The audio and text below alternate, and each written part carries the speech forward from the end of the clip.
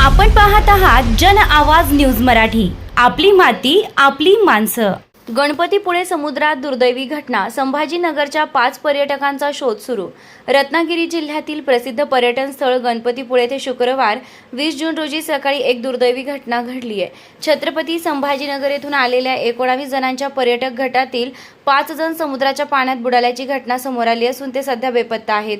सकाळी सुमारे 10 वाजण्याच्या सुमारास काही पर्यटक समुद्रात उतरले असता लाटांचा आणि पाण्याच्या प्रवाहाचा अंदाज न आल्याने 5 जण खोल पाण्यात ओढले गेले। घटना लक्षात येताच स्थानिक ग्रामस्थ, व्यापारी आणि जीवरक्षकांनी तातडीने बचाव कार्य सुरू केलं। मात्र समुद्रातील तीव्र करंट आणि उधाणामुळे शोध मोहीम अडचणीत येत आहे। बेपत्ता पर्यटकांचा शोध घेण्यासाठी पोलीस, स्थानिक प्रशासन, जीवरक्षक आणि स्थानिक नागरिक युद्धपातळीवर प्रयत्न करत आहेत।